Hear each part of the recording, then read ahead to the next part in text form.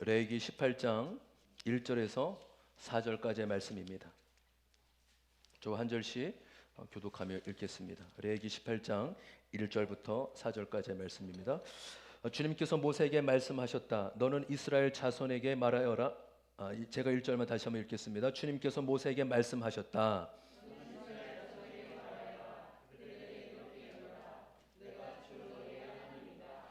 너희는 너희가 살던 이집트 땅의 풍속도 따르지 말고 이제 내가 이끌고 갈 땅 가나안의 풍속도 따르지 말아라. 너희는 그들의 규례를 따라 살지 말아라.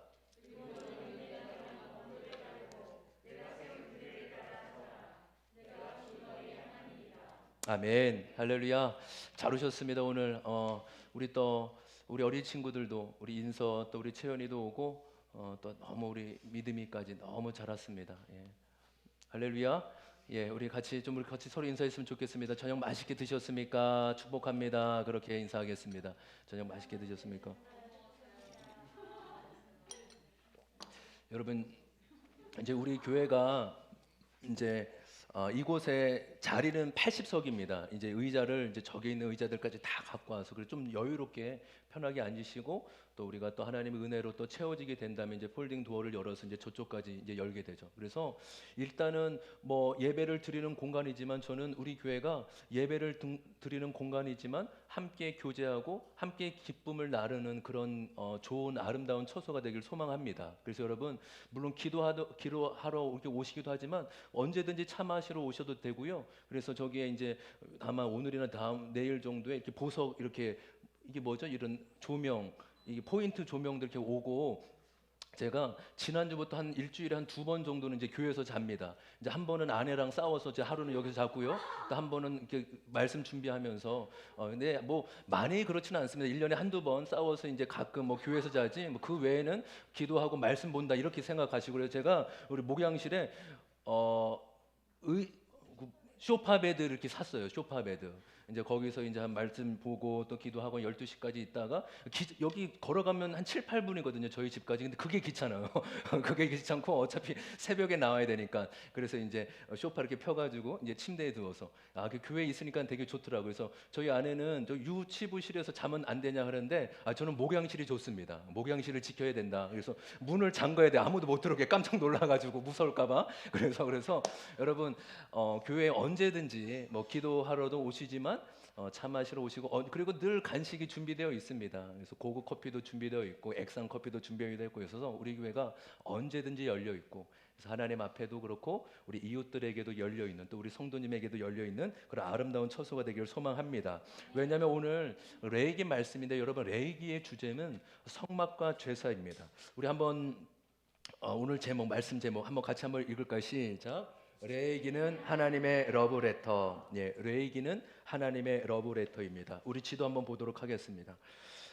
여러분 이 지도는 이제 구약의 이제 모든 이야기, 뭐 신약도 마찬가지죠. 구약의 모든 이야기들이 담겨져 있는 그런 지도입니다. 그래서 여러분 뭐 이렇게 안 보고도 좀 그릴 수 있고 떠올릴 수 있는 그런 지도가 되었으면 좋겠습니다. 지중해가 있고 나일강으로 이렇게 흐르게 되고 홍해와 그쵸 이스라엘 땅과 티그리스강, 유프라테스강, 그래 페르시아만 그렇게 지내게 됩니다. 그래서 창세기와 지금 우리가 출애굽기, 레위기를 살펴보잖아요. 그렇죠? 한번 넘겨볼까요? 네, 그 전에 한번 볼까요? 그 처음 거 다시 한번 하나님 우리가 창세기는 보통 이제 4대 사건은 보통 요쪽 그쵸 그래서 에덴도 대부분 뭐 그 네 강줄기가 흩어졌다 해서 보통 이제 학자들은 뭐 여기 주변 대략적으로 여기가 아닌가 그래서 여기 주변에 창세기 바벨도 그래서 여기 지역 그래서 바벨론도 요쪽 위쪽 아수르 바벨론도 나중에 보면은 저쪽 지역에서 굉장히 기름진 땅이죠 이쪽이 그렇죠. 그래서 하나님께서 우리 에덴 동산 그리고 갈대아 우르에서 하란으로 해서 가나안 땅 이렇게 합니다. 그리고 이제 그 창세기 여러분 창세기의 주정이 무엇이었습니까? 주제가 그러니까 하나님 나라의 백성 만들기죠. 할렐루야. 그렇죠. 성경의 주제를 하나님 나라다. 하나님 나라 그래서 창세기를 보면은 하나님이 자신의 백성을 어떻게 삼았고 만들어 가시는지를 말씀드렸습니다. 그러면 이제 하나님의 나라를 백성을 만들었으면 그 다음에 나라의 조건 무엇이 필요합니까? 백성이 만들어졌으면 무엇과 무엇이 남았죠? 그렇죠. 땅과 주권, 그렇죠. 주권과 땅이 남았습니다.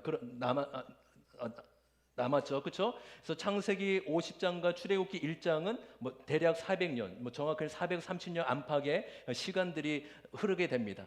그래서 지금 70명의 자손들이 이집트로 내려갔는데 끝나고 나서는 수많은, 그렇죠, 한 대략적으로 뭐 200만 안팎의 우리 가족들, 그렇죠, 이스라엘 공동체 국가라는 개념들이 생겨나게 된 것입니다. 그러면 여러분, 이제 하나님께서 가나안 땅에서 어디로 인도해야 될까요? 약속의 땅이 어디죠? 하나님이 아브라함에게 주시기로 한 가나안 땅이잖아요. 그러면 이쪽에서 어디로 올라가면 됩니까? 그러니까 이쪽으로 이렇게 올라가면 되는 거거든요. 이쪽으로. 여기가 블레셋 땅이기도 합니다. 그래서 이쪽으로 올라가면은 이쪽으로 실제적인 거리로는 대략 열흘에서 2주일 정도, 열흘에서 보름 정도만이면 충분히 이집트 땅에서 이스라엘까지 걸어갈 수 있는 길이라고 합니다. 근데 하나님이 이쪽으로 갈 수 있는 길이 아니라 엉뚱하게도, 우리 입장에서는 엉뚱하게도 어디 길로 인도하십니까? 어디로 인도하시죠? 시내산입니다. 여러분, 그래서 출애굽기 하면 제일 중요한 게 무슨 여러 가지 사건이 있지만 출애굽의 목적은 가나안이지만 가나안 가기 전에 반드시 거쳐야 될 어디요? 시내산입니다. 시내산. 한번 넘겨볼까요?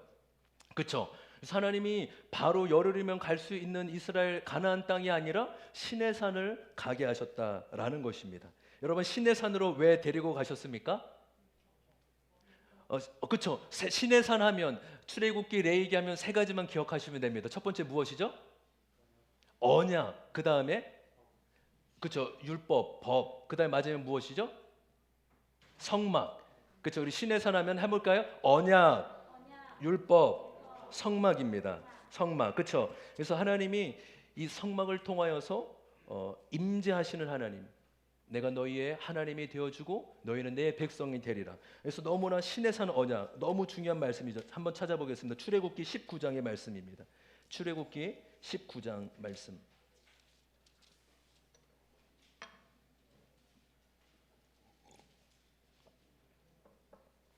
출애굽기 19장 5절 6절의 말씀입니다. 우리 찾으셨으면 다 같이 함께 읽어보겠습니다. 시작.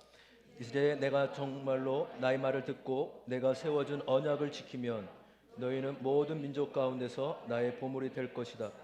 온 세상이 다 나의 것이다. 그러므로 너희는 내가 선택한 백성이 되고 너희는 나를 섬기는 제사장 나라가 되고 너희는 거룩한 민족이 될 것이다. 너는 이 말을 이스라엘 자손에게 일러 주어다. 아멘. 할렐루야. 하나님이 이스라엘 백성들을 시내산으로 불러줘서 언약을 맺으십니다. 이제부터 내가 너희의 하나님이 되고 너희는 나의 백성이 될 것이다. 내가 너희를 제사장 나라로 삼아 주실 거다라고 말씀합니다. 그래서 여러분, 우리가 보통 운전하고 나오면 분명한 목적지가 있잖아요. 그렇죠? 어디로 갈지. 그래서 출애굽하면 출애굽의 마지막은 시내산에서 마친다라는 것입니다. 그래서 그냥 기본적으로 이해를 하셔도 좋을 것 같습니다. 그래서 출애굽해서 시내산까지 가는데 한 2개월 정도의 시간이 지나고 또 시내산에서는 약 11개월 정도 그곳에서 머물게 됩니다. 예. 여러분, 그 출애굽기 우리가 읽으면서 다 읽으셨죠? 할렐루야.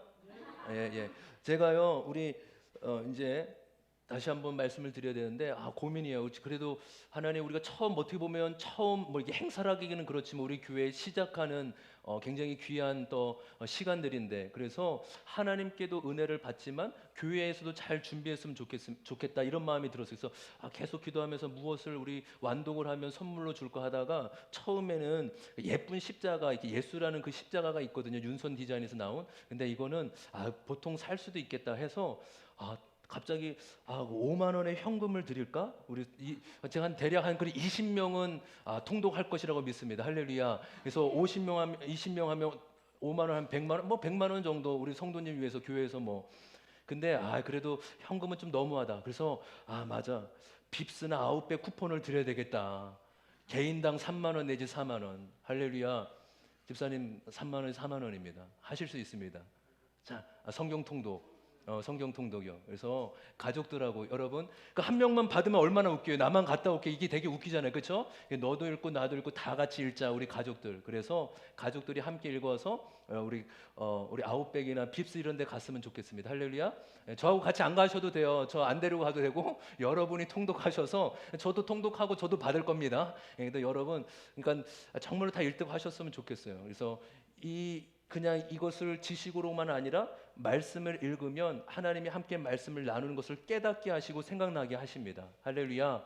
우리 성령님은 말씀의 영이시죠. 그래서 이렇게 지식으로 들으면 맞아 그때 읽으면서 그때 이 말씀이 이런 의미였구나 이런 뜻이었구나라고 깨달을 수 있을 것입니다. 그 하나님께서 이 성막을 이제 19장 이후부터는 출애굽기 19장 이후부터 이제 고비거든요. 아주 재미가 없잖아요. 근데 그렇지 않아요. 거기 보면 이제 성막을 지을 때 너희가 청색, 홍색, 자색실 뭐 길이가 몇 규빗, 뭐 장이 몇 이렇게 나오는데 여러분 이런 거 읽을 때 재미없다, 지겹다 이렇게 생각하지 마시고 한번 그림 띄워줄까요? 아까 세 가지 신의 산 하면 세 가지 넘겨볼까요? 여러분 이 그림 보면 어떤 게 생각이 나십니까? 그렇죠. 맞아요. 신혼집이에요. 신혼살림. 여러분 이게 신혼 때만 좋잖아요. 그렇죠? 신혼 때 뭐 하죠? 야, 우리 이때 커튼은 무슨 색으로 하고 식탁은 바닥에는 무엇을 깔고 벽지는 어떻게 할 것인가 이렇게 고민하잖아요. 그렇죠? 야, 신혼집인데 우리 대충 살자. 이렇게 계획을 하는 사람은 아무도 없습니다. 하나님도 성막을 이렇게 구체적으로 말씀하신 것은 내가 너와 예쁘게 같이 있고 싶다. 그냥 대충 지어. 하나님 그렇게 할 수도 있잖아 우리에게. 그렇죠? 야 그냥 네가 편한 대로 그냥 마음대로 지어봐. 가죽 쭉쭉 찢어가지고 그냥 편한 대로 지어도 돼. 이렇게 하지 않고 홍색 자색 이렇게 예쁘게 한번 꾸며보라 라는 것은 내가 너희 가운데 이렇게 기쁘게 함께 거하고 싶다라고 말씀하는 것입니다. 여러분 이 성막은 대략 80평 정도가 되고 성소와 지성소는 20평 정도밖에 안 돼요. 근데 하나님이 내가 성소 특별히 지성소의 법궤에 그 20평 뺏기 되지 않나. 아마 이 정도만 할 것 같아요. 우리 한 20평 이 정도 공간인 이곳의 성소 지성소에 내가 너희에게 임하여 줄 것이다. 할렐루야. 그 좁은 곳에 내가 너희에게 임하는 것을 보여주고 나타나겠다라고 말씀하셨습니다. 그래서 여러분 다시 한번 우리 신의 산 하면 출애굽기, 레위기, 민수기 11장까지가 그렇게 되는데 신의 산 하면 기억해야 될 세 가지가 다시 무엇이었습니까? 첫 번째 언약, 그다음 두 번째 법, 그다음에 세 번째 성막입니다. 제가요 우리 청년들도 이렇게 있지만 학생들도 있지만 그 청년 때 저도 청년 때 그렇고 이게 청년들이 와서 이렇게 연애나 결혼을 상담할 때 대부분 청년들은요 어떻게 하면 결혼식을 잘할 수 있을까 생각을 합니다. 우리 또 결혼식을 앞둔 우리 형제도 있는데 어떻게 하면 잘 준비될 수 있고 어떻게 하면 사람들이 야 정말로 결혼식 너무 좋았다, 너무 아름다웠다 이렇게 결혼식을 준비할 수 있을까 뭐 이렇게 많이 고민하지 않습니까? 그런데 이렇게 저도 이렇게 돌아보니까 결혼식은 잠깐입니다. 하루죠, 그렇죠? 그냥 그 하루인데 그게 그렇게 떨리고 그렇게 긴장이 되는 거예요. 그게 전부인 것 같아요. 근데 지나고 보니까 결혼식은 아무것도 아닙니다. 이렇게 얘기하면 안 돼요. 왜냐하면 결혼은요 언약이라는 관점에서는 아주 중요한 시간입니다. 그러니까 결혼이 정식으로 당신 둘은 이제 하나님 안에서 혼인을 맺게 되었습니다. 서약하는 성부, 성자, 성령으로 서약하고 선포하는 시간이기 때문에 짧지만 그 중요성은 이루 말할 수 없죠. 근데 여러분 생각해 보니까 결혼식이 끝이 아닙니다. 어떻죠? 이제부터요 결혼 후에 어떻게 살지가 훨씬 더 중요한 거예요. 그러니까 결혼은 뭐냐면 너와 나는 하나다. 그 닭살 멘트는 당신은 내 거야. 너는 당신부터 내 소유야. 여러분 그게 끝이 아닙니다. 어떨까요? 이제 진짜 하나 되는 것을 살아가는 게 중요한 거예요. 그러니까 결혼을 해보니까요. 저도 그래서 이것을 알고 나서 청년들한테 결혼식보다 더 중요한 건 결혼 이후의 시간들이다. 결혼 이후의 삶인 것에 대해서 누누이 강조를 했습니다. 그래서 최고의 신혼 장만은 내적 치유다. 이런 얘기를 참 많이 했습니다. 뭐 침대 사고 뭐 자동차 키가 중요한 게 아니라 내 마음이 하나님 앞에 서로에게 잘 준비되는 것이 최고의 혼숙감이다. 이런 얘기를 좀 자주 했습니다. 왜 말씀을 드리냐면 여러분 결혼했다고 해서 저절로 사라지는 게 아니더라고요. 무엇을 말씀드리냐면 언약만 맺었다고 해서 그저 하나님 백성이 되는 게 아니에요. 언약을 맺은 다음에 어떻게 됩니까? 이제 진짜 중요한 거예요. 결혼식이 중요하지만 그것으로 끝나는 게 아니라 그다음부터 어떻게 결혼 생활을 해야 되는 것처럼 하나님이 언약을 우리에게 맺어 주신 다음에 중요한 게 무엇입니까? 내가 하나님을 어떻게 모시고 살지, 내가 어떻게 하나님의 백성 자녀답게 살지 이를 가르치고 그대로 행해야 된다라는 것입니다. 여러분, 그래서 우리 교회도 이제 다음 세대를 위한 교회, 청년들도 있고 또 청소년도 있지 않습니까? 제 마음에 결혼 전에 꼭 3주 동안 우리 그 뭐예요? 그 결혼 예비 학교, 뭐 신혼부부 예비 학교 이렇게 할 거예요. 근데 제가 보니까 저보다 우리 귀한 지체들이 굉장히 좋은 교훈들, 인생의 교훈이 많은 것 같아요. 저는 한 주 돌아가면서 한 가정씩 돌아가면서 부부의 실상, 환상 깨기, 막 이런 뭐 현실의 이런 벽, 뭐 이런 것들 해서 이거 얼마나 이 결혼이 성화의 가정인지, 이게 행복의 목적이 아니라 성화가 목적이다, 이거를 뼈저리게 느껴줘야 돼요. 우리 청년들에게. 할렐루야. 그렇죠. 굉장히 그렇죠. 결혼은 행복의 목적이 아니라 성화의 목적이죠. 예수님 자기 부인으로만 살 수 있는 것이 결혼의 신비입니다. 그럼 뭘 말씀드리냐면 여러분, 지금 이건 말씀드리는 거 계속 이 언약, 율법, 성막 이것의 중요성. 왜냐하면 레위기가 이 말씀하고 있는 것이기 때문에. 그래서 여러분, 우리가 이 성경을 읽어 나가면서 굉장히 이렇게 하늘에서 뚝 떨어지고 허무맹랑한 이야기가 아니라는 사실을 여러분 아셨으면 좋겠어요. 성경은 사람 사는 이야기를 하고 있습니다. 할렐루야. 어떻게 살아야 되는지를 역사 가운데 하나님이 섬세하게 말씀하시고 알려주신다는 거예요. 그렇죠? 정말 성경이 그냥 뭐 이게 무슨 얘기야? 그냥 특별한 건가? 영적으로만 깨달아야 되는? 아니요. 얼마든지 하나님이 주신 그런 마음으로 할머니, 할아버지 누구든지 깨달을 수 있는 게 하나님의 말씀입니다. 할렐루야. 그렇죠? 그래서 이단이 위험한 거죠. 하나님은 누구든지 깨달을 수 있는 이 말씀을 주셨는데, 그래서 어떻게 하나님과 사귀고 관계를 맺어야 될지, 성막과 제사법과 절기, 그리고 사람과의 관계, 어떻게 규례를 지키고 행해야 되는지를 말씀하는 것입니다. 여러분, 그래서 레위기는요, 때로는 재미없고 지겨울 수 있지만 그 당시 그 사람들, 이스라엘 백성들에게는 꼭 필요한 말씀이었습니다. 그 당시에 그들이 어떻게 가나안 땅에 들어가서 어떻게 살아야 될지를 미리 말씀해 주시는 거예요. 다시 한번요. 너무 중요합니다. 지금 이스라엘 백성들이 어디에 있다고요? 레위기는요? 그 시내 산에 있어요. 지금 레위기가 허공에 있는 게 아니라 지금 시내 산에서, 또 시내 산 밑에 광야에 있어요. 그 왜 레위기가 필요하다고요? 가나안 땅에 들어갔을 때 너희들은 이렇게 살아라.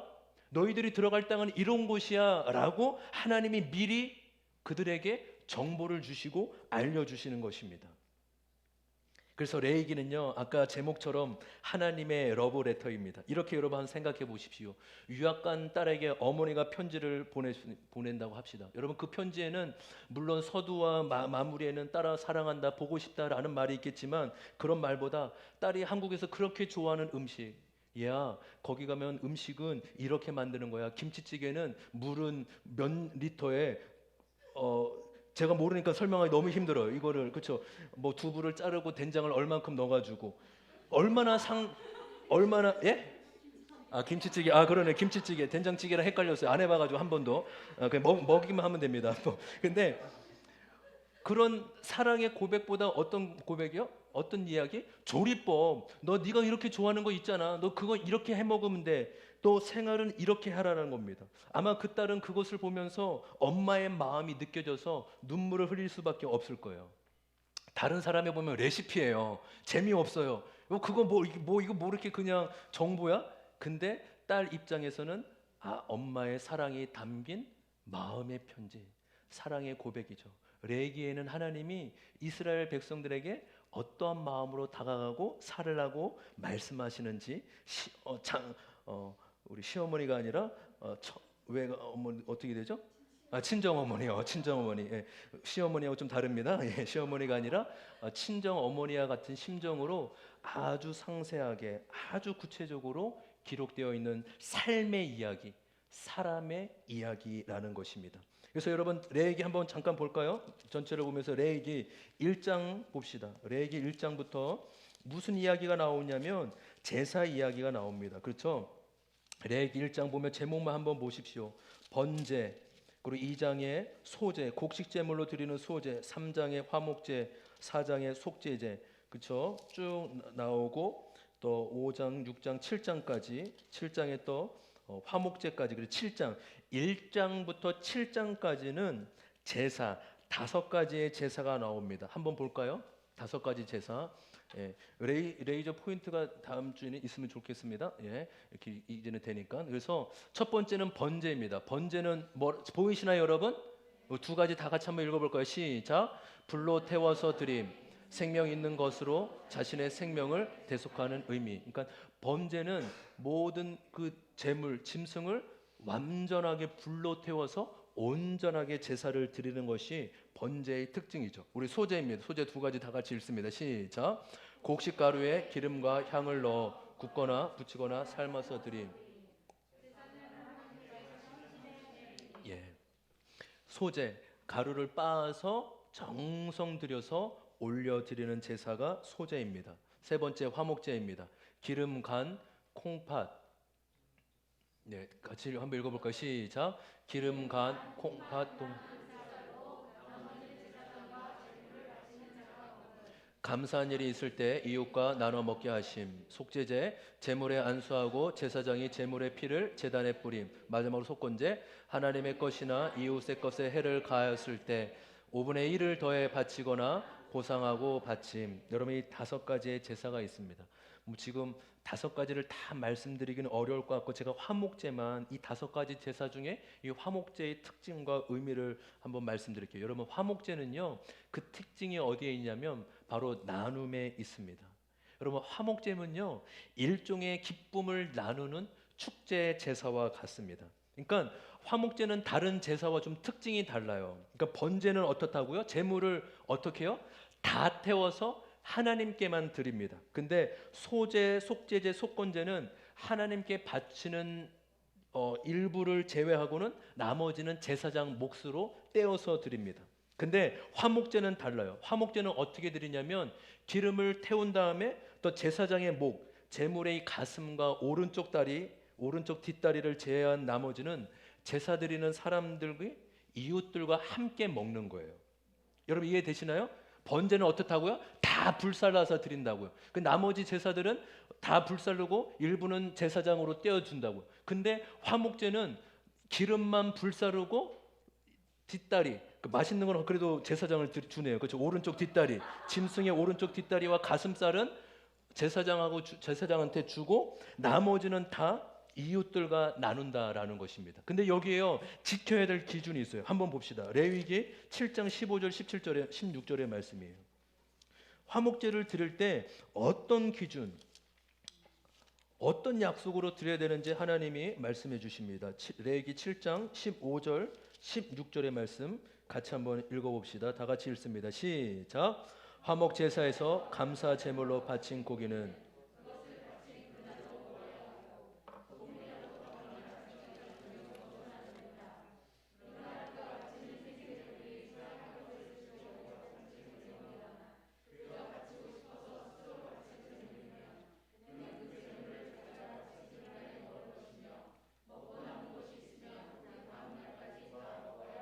예.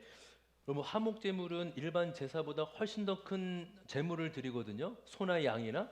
근데 어떻게 하나님이 화목 제물에 대해서 말씀하셨냐면 뭐라고 얘기하십니까? 스스로 바치는 제물이면 그가 바친 그날에 먹고 만약에 그날 당일날 못 먹으면 그 다음 날까지는 다 먹어야 된다는 것입니다. 이튿날까지 먹어야 되고 만약에 그날이 넘기면 사흘째 되는 3일이 지나가면 그 제사를 받지 않겠다. 인정하지 않겠다라고 말씀하시는 것입니다. 왜 이런 하나님의 법이 기준을 정해졌을까요? 왜냐하면 만약에 이런 기준으로 하나님이 정해주시지 않았더라면 사람은 결코요 자신의 것을 이웃들에게 나누려고 하지 않기 때문입니다.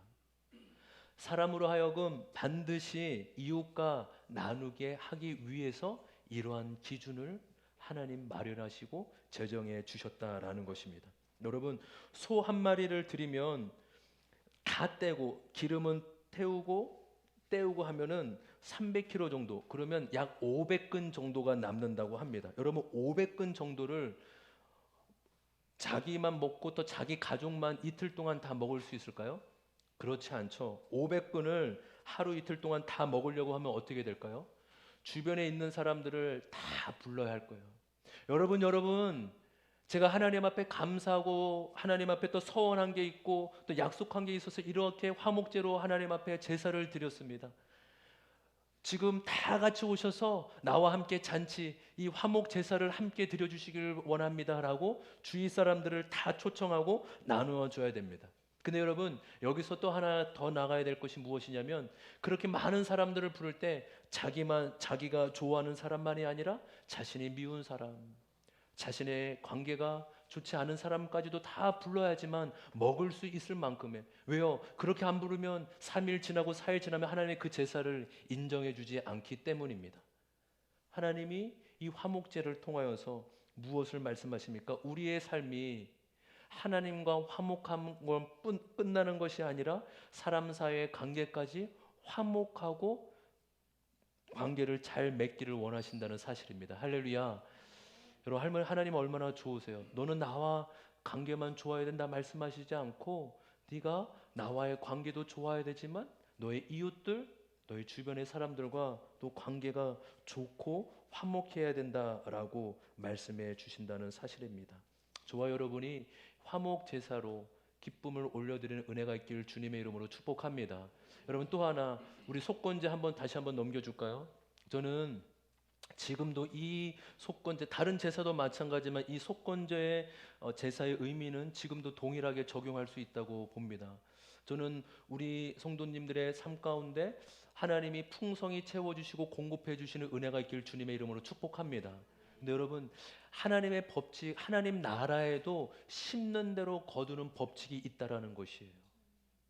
여러분, 혹시 예수님 믿기 전에 빚이 있어서 빚을 갚지 못한 사람이 있습니까? 우리 그 큐티 인에 보면은 그 간증이 있어요. 무슨 간증이냐면 그 부인인가요? 그렇죠. 그 간증, 예. 그 어머니가 이제 예수 믿기 전에 너무 자기 남편이 교통사고로 대수술을 해서 5번인가 수술했는데 병원비를 감당할 수 없어가지고 몰래 도망 나왔다라는 거예요, 병원에. 근데 시간이 몇십 년이 지나고 나서 예수님을 믿고 보니까 그때가 늘 기억에 남고 늘 죄책감에 마음이 힘들었대요. 근데 어느 날, 그래, 내가 죄송하고 송구스럽지만 지금이라도 내가 병원비를 가져다가 내가 30년 전에 있었던 그 남편의 사고 때 치르지 못한 병원비를 갚아야 되겠다고 그 병원에 가서 그것을 갚았습니다. 근데 그게 아름다웠는지 기사에도 나와서 이런 일이 있었습니다라고 기사에도 나왔다고 합니다. 여러분, 혹시 사람과의 관계 가운데 어려움이 있고 힘든 일이 있으면 여러분의 삶에 점검하시고 특별히 채워주시고 공급하실 때 재정에 대한 부분들, 혹시 나라의 빚이 있으십니까? 그러면 나라에도 여러분 잘 갚으십시오. 우리 믿는 자들은 세금도 잘 내야 됩니다. 할렐루야. 그렇죠, 권사님? 그렇죠. 우리 나라에 진짜 우리는 목회자도 세금 내는 게 맞고요. 이제 우리도 또 그 전부터도 그랬지만 이제 몇 년 전부터 세금도 잘 내고, 그래서 혹시 여러분의 삶 가운데 잘 적용할 수 있는 은혜가, 내가 빚진 것이 있다면 하나님의 은혜로 잘 천천히라도 갚고 하나님께서 이렇게 보상하고, 하나님에게도 바치지만 이웃에게도 이렇게 보상할 수 있는 그런 적용이 우리 가운데 있기를 소망합니다. 여러분, 아까 말씀드린 대로 레위기는 지금 하나님께서 시내산에서 어디에 땅에 들어가기 전에 어떻게 살아라고 말씀한 거라고 하였죠?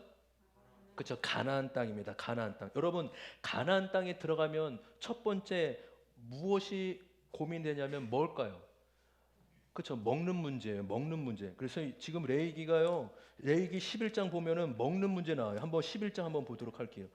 그러니까 성경에는 이것이 정하다, 부정하다라고 나와 있지만 한마디로 이거는 먹어도 되고 이거는 먹으면 안 된다라는 의미예요. 이거 너무 거룩하게 순대 먹으면 안 된다, 이런 피 먹으면 안 된다, 그런 의미보다는 위생적으로 건강학적으로도 이렇게 하나님 그 당시 그 백성들에게 이렇게 말씀해 주는 거구나라고 말씀할 수 있습니다.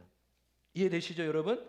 그렇죠? 뭐 토끼 먹으면 안 되냐? 뭐 정하다 부정하다 그 당시에는 말씀이지만 이것이 아까 말했던 건강이나 위생법 그렇게 그리고 또 말씀해 보면 여러분 이 보십시오. 네, 12장에 보면 또 어떤 얘기를 하고 계십니까? 출생의 문제를 다뤄요. 산모에 대한 이야기를 하고 있습니다. 그래서 이런 뭐 월경에 대한 이야기를 하고 있고, 그렇죠? 그리고 출생을 하고는 66일 동안 집안에서 줄곧 머물러 있어야 된다라고 그렇게 말씀하고 있습니다. 그래서 그 기간이 끝나면 번제로 바칠 어린 양을 데리고 그렇게 하나님 앞에 제사를 드려야 된다라고 그렇게 말씀드리고 있는 것이죠. 그리고 13장부터는 여러분 피부병 그리고 여러분 쭉 한번 보십시오. 그 당시에 피부병이고 재미있는 말씀도 있어요. 여러분 13장 40절 보십시오. 13장 40절에서 42절 같이 한번 읽어볼까요? 40절부터 42절 시작. 누구든지 머리가 중요한 이야기 다 같이 읽으세요. 시작. 누구든지 머리가 다 빠지면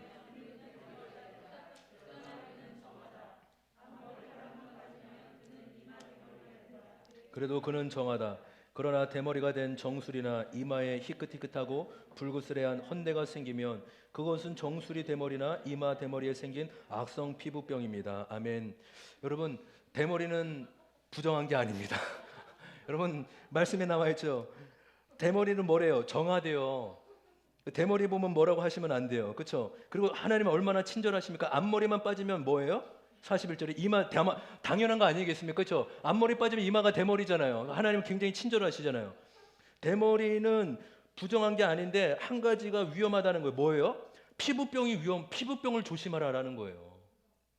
악성 피부병이 생길 수 있다. 이렇게 헌대가 생기면 불구스레만 헌대가 생기면 그것은 악성 피부병이다라고 그것을 가지고 제사장에게 살펴보게끔 해야 된다라고 그렇게 말씀하고 있습니다. 여러분 그래서 여기 이렇게 레위기를 읽다 보면요. 곰팡이 이런 전염병 이런 것에 대해서 하나님이 이스라엘 백성들에게 누누이 말씀하시고 강조하시는 것을 볼 수 있어요. 우리의 건강, 우리의 위생에 대해서 말씀하십니다. 여러분 15장도 한번 볼까요? 15장은 무엇일까요? 부인과요. 부인과 비뇨기과 이야기가 나와요. 그렇죠? 남자가 부정할 때 그래서 뭐 이런 이야기들이 남자가 부정할 때 여자가 부정할 때 이런 이야기가 나옵니다. 근데 더 나아가서 여러분 보십시오. 굉장히 조금 그 성적인 이야기가 나옵니다. 레위기 18장에 보시면요. 지금 우리 오늘 읽을 말씀입니다. 1절부터 4절까지의 말씀 다시 한번 오늘 주제인데 다시 한번 읽어볼까요? 시작. 주님께서 모세에게 말씀하셨다. 너는 이스라엘 자손에게 말하여라. 그들에게 이렇게 일러라. 내가 주 너희의 하나님이다. 너희는 너희가 살던 이집트 땅의 풍속도 따르지 말고 이제 내가 이끌고 갈 땅 가나안의 풍속도 따르지 말아라. 너희는 그들의 규례를 따라 살지 말아라. 그리고 너희가 내가 범한 법도를 따르고 내가 세운 규례를 따라 살아라. 내가 주 너희의 하나님이다. 아멘. 여러분 지금 하나님이 가나안 땅에 들어가면 지금 가나안 땅에 가장 큰 문화가 있는데 바로 무엇이냐면 음란의 문화라는 거예요. 여러분 거기 밑에 이렇게 쭉 보시면 남자가 남자를 범하고 여자가 여자를 범하고 심지어 짐승과 더불어 음행을 하는 일들이 벌어집니다. 왜요? 그 가나안 땅에 이미 음란의 문화,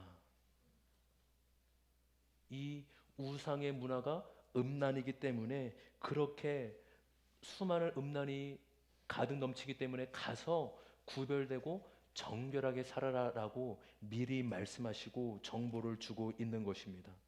여러분 하나님께서 이 가나안 땅 우리에게도 언제나 말씀하시고 친히 이끄시고 인도하시는 분이심을 믿습니다. 한 가지 더 우리 25장 한번 보도록 하겠습니다. 25장. 저는 이 성경이요 그 당시 말씀만이 아니라 지금도 우리 가운데 말씀하시는 아주 놀라운 말씀입니다. 25장 10절의 말씀을 같이 한번 읽겠습니다. 25장 10절 다 같이 읽을까요? 시작. 너희는 50년이 시작되는 이 해를 거룩한 해로 정하고 전국의 모든 거민에게 자유를 선포하여라. 이 해는 너희가 희년으로 누릴 해이다. 이 해는 너희가 유산 곧 분배받은 땅으로 돌아가는 해이며 저마다 간족에게로 돌아가는 해이다. 아멘. 우리 23절도 같이 읽겠습니다. 23절입니다. 시작. 땅을 아주 팔지는 못한다. 땅은 나의 것이다. 너희는 다만 나그네이며 나에게 와서 사는 임시 거주자일 뿐이다. 아멘. 여러분, 23장은 아주 중요한 말씀이에요. 왜 아주 중요한 말씀이냐면, 여러분, 나라의 경제가 무엇을 기반으로 하고 있습니까? 토지죠. 그렇죠. 땅으로 모든 나라의 그런 부동산이 갖고 있습니다. 이 부동산에 대한, 땅에 대한 하나님의 말씀의 그런 기준은 무엇입니까? 땅은 하나님의 것이라는 것입니다. 할렐루야. 하나님이 말씀하셨죠. 23절에 보면은 땅을 아주 팔지는 못합니다. 왜냐하면 땅은 나의 것, 바로 하나님의 것이다라고 말씀하고 있기 때문입니다. 여러분, 땅은 모든 생산물의 근원이고 땅에서 그런 생명이 나오지 않습니까? 그래서 사람들이 땅을 차지하고 일부만 차지하면 사람들의 생명을 유지하기 힘들다는 건 하나님이 아셨던 것 같아요. 그래서 50년의 시전 제도를 있죠. 7년, 7년, 7년에 7번이고 돌아오는 50년째를 희년제라고 하였습니다. 희년제는 무엇입니까? 희년은 회복의 해입니다. 할렐루야. 잃어버렸던 것을 되찾게 하고 돌려받게 하는 것이 바로 희년의 해예요. 할렐루야. 그럼 빚이 다 탕감됩니다. 그러니까 하나님이 가장 공평하시고 가장 경제의 공동 부배를 완전하게 이루신 분이에요. 그러니까 문제는 무엇입니까? 인간의 죄성이 문제이지 하나님이 정한 법은 완전하고 공평합니다. 할렐루야. 그러니까 이것을 우리 사람들이 믿음으로 정말로 이 말씀을 인정하고 희년 제도를 도입할 수 있다면 그것만큼 경제를 공평하게 이끌 수 있는 나라의 제도는 없다라는 것이죠. 얼마나 아름답습니까? 그렇죠. 근데 인간의 죄성과 욕심 때문에 땅을 하나님 것이 아니라 내 것으로 여기고 있다라는 것이 문제입니다. 그래서 우리 경제에서의 원리, 토지에 대한 말씀은 하나님의 것이구나. 50년의 희년권. 그래서 우리도 이것을 여러분 적용하고 우리의 삶 가운데 베풀고 나눌 수 있는 은혜가 있기를 주님의 이름으로 축복합니다. 마지막으로 한 가지만 더 마무리하고 찬양하고 기도하도록 하겠습니다. 바로 제사 제도입니다. 오늘 이 레위기의 주제는 제사라고 말씀드리지 않았습니까? 하나님과의 만남. 근데 여러분, 예배의 준비가 있습니다. 하나님이 이 제물을 갖고 올 때 여러분 어떤 제물을 갖고 오라고 하나님 말씀하셨을까요? 맞습니다. 흠 없는 온전한 제물, 흠 없는. 여러분, 흠이 있나 없나를 살피기 위해서는 어떻게 해야 될까요? 준비해야 됩니다.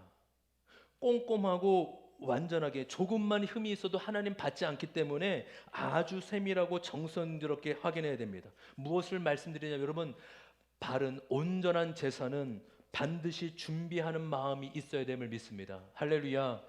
여러분, 예배는요 준비된 마음으로 드려야 돼요. 제가 이런 얘기를 들었습니다. 제가 실제적으로 있었던 이야기인데, 토요일까지 밤 12시까지 장로님 아들이에요. 근데 자기는 토요일 밤까지는 술을 마신대. 근데 밤 12시가 딱 되면 술을 끊고 집으로 돌아간다고 합니다. 그 성가대도 해야 되고 주일날 온전하게 봉사하기 위해서. 대단한 주일 성수예요. 와, 그렇게 딱 12시에 딱 하고, 그럼 얼마나 웃겨요. 수요일 12시, 밤 12시 딱 끝나면 또 이렇게 술 먹고 또 놀지 않겠습니까? 여러분, 예배는 그렇게 드리는 게 아닙니다. 여러분, 온전한 주일이 있기 위해서는 한 주간의 온전한 삶이 있어야 될 줄 믿습니다. 할렐루야. 온전한 삶이 있어야지 주일에 온전한 예배를 드릴 수 있는 거죠. 또는 주일에 온전한 예배를 드려야지만이 월요일부터 시작되는 온전한 주중의 삶의 예배를 드릴 수 있다라는 것입니다. 여러분, 그 준비하셔야 돼요. 오늘 여기 우리 동현이하고 그 선빈이가 처음으로 악기팀 섰잖아요. 그냥 바로 쓴 게 아니고요. 1시간 전에 왔어요. 6시 반에 와가지고 학원 가야 되는 다 끊고 이렇게 와서 연습하고 1시간 연습하고 쓴 친구들입니다. 처음에는 뭐 안 맞기도 하고 그러지만 괜찮아요. 마음을 받아주실 줄 믿습니다. 그렇죠. 그리고 제가 참 감사한 게 우리 예배팀이요, 항상 예배 전에 저한테 한 하루 전 이틀 전에 목사님 찬양 콘테 올려주세요. 저는 말씀을 준비해야 되는데 늘 찬양이 먼저예요. 늘 찬양을 올려달라는 그 부담감 때문에 그래도 우리 예배팀이 예배를 준비하려는 마음이 참 귀하다. 그래서 말씀을 잠깐 접어두고 찬양을 이렇게 올리고 이렇게 늘 부담감으로 준비를 합니다. 여러분, 그래서 이거는 뭐 예배를 인도하고 준비하는 자만이 아니라 우리 모든 성도들이 예배에 준비된 마음, 예배에 사모하는 마음으로 그런 마음으로 나아가길 소망합니다. 두 번째 예배의 주체는 누구입니까? 저와 우리가 아니라 인간이 아니라 바로 하나님이 온전한 예배의 주체임을 믿습니다. 할렐루야. 그 예배는요 하나님이 정하신 법과 기준이 있다라는 거예요. 우리의 즐거움을 위해 우리의 기쁨을 위해서가 아니라 하나님이 기뻐하시는 예배를 드려야 됩니다. 아멘. 그러니까 우리 즐겁기 위해서 예배를 드리는 것이 아니라 하나님이 기쁘고 하나님이 즐겁게 위해서 우리가 예배를 드려야 된다라는 것입니다. 그래서 저는 늘 한 번도 빠짐없이 새벽을 위해서 새벽마다 기도할 때 하나님 우리 교회에서 드려지는 예배가 하나님이 받으시는 예배를 드리게 하여 주시옵소서. 할렐루야. 우리 교회에서 드려지는 모든 예배가 하나님이 받으시고 흠양하시는 온전한 예배가 되게 하여 주시옵소서. 이것이 저만의 기도 아니라 우리 모든 성도님의 동일한 기도의 제목이 되길 소망합니다.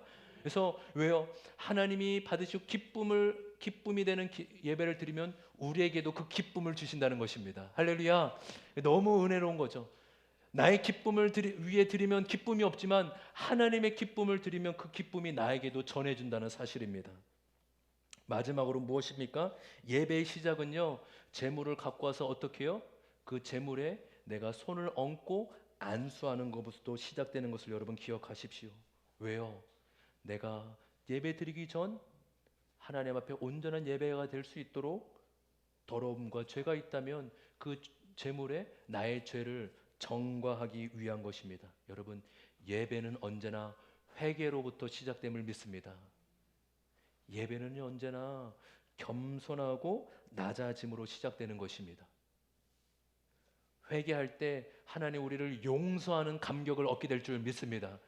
여러분, 그래서 회개로 예배로 나아가고 회개에 대한 용서에 대한 감격과 감사로 나아가는 것입니다. 여러분, 하나님은 우리의 삶에 참 관심이 많을 줄 믿습니다. 오늘 레위기의 말씀처럼 친정어머니가 딸에게 편지를 보내는 것처럼 주님, 내 삶에 하나님 날마다 인도하시고 말씀하시는 주님을 찬양하고 경배합니다. 혹시 그 말씀이 막혔다면 나의 혹시 숨은 죄가 있는지 돌아보며 또 하나님 이미 말씀해 주셨는데 수없이 말씀해 주셨는데 내가 듣지 못한 마음이 있다면 돌이킴으로 수없이 우리에게 말씀해 주시는 하나님의 음성을 듣고 나아가는 저와 여러분 되길 소망합니다. 그래서 우리의 삶을 이끄시고 인도하시는 하나님, 우리의 삶을 한 걸음 한 걸음 동행하시는 좋으신 하나님과 앞에 나아가는 은혜가 있기를 주님의 이름으로 축복합니다. 함께 우리